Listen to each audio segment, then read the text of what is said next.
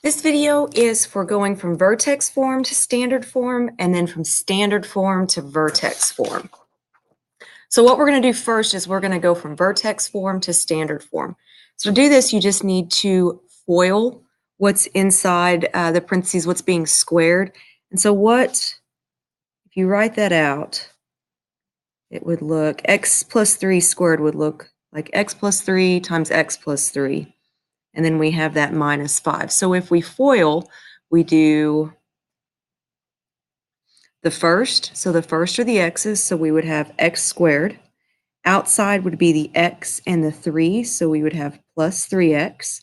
Inside would be this 3 and this x, so we'd have another plus 3x. And then the last would be our last two digits, so 3 times 3 would give me a 9, and then I still have this 5. And so now we combine like terms. So these are our like terms. So we would have x squared, and then 3x and 3x would give us 6x, and then a positive 9 minus 5 would give us 4. So the same thing again here.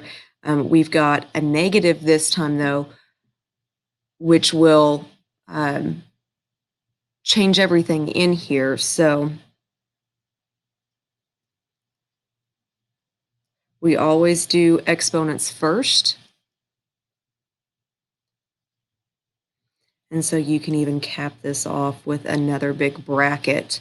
So again, FOIL. So our first would be x squared, and then we would have a negative x, and then a negative x, and then a positive 1, and then this plus 2. So this negative changes the sign of everything in here. So we'd have a negative x squared plus x minus 1 plus 2.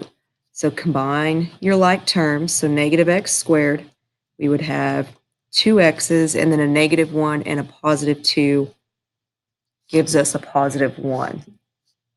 And then finally, the same thing here, we leave the 2 for the very end.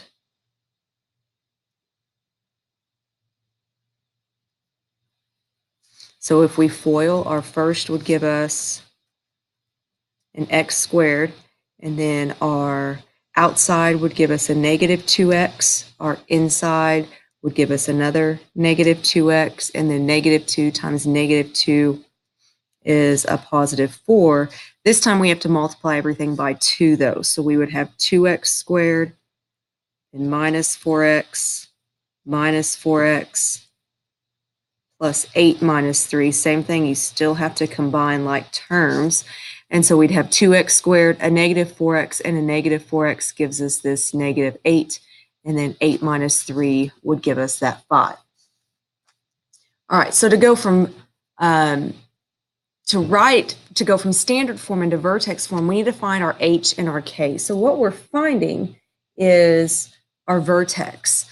And so to do that, we've got to find the x value. So remember, we have negative b divided by 2a. So negative b would be a negative 6, which would be positive.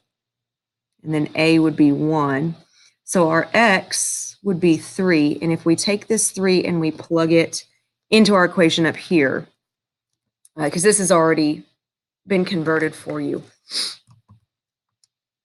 So we would do 3 squared minus 6 times 3. So I'm plugging the 3 into this equation. I would get a y value of negative 9.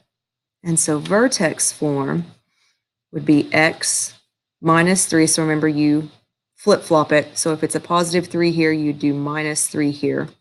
You'd square that part and then subtract the 9. So all you have to do is find your vertex and plug the values in for h and k. Your x value is going to be your h, and your y value is going to be your k. So on this one, negative b, so that would be a negative 4 divided by 2a, and that would give us a negative 2. So that's our x. And then if we plug that x value in up here, so we'd have negative 2 squared plus 4 times negative 2 plus 1. Our y value would be a negative 3. So again, This is a negative, so we make it plus 2. And then minus 3. So just our x and our y value from our vertex. And then this time we've got a number on the outside. So we don't have to worry about that just yet. We just follow the same protocol. So negative b, so 10 divided by 2a would give us a 1. So that's our x. And if we plug that 1 in up here, 5, my y value is a 4. So when I write it, though, I have to remember that I have this 5 on the outside.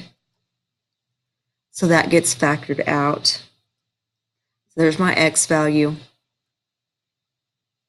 And then there's my y value of my vertex. So that's it for this video.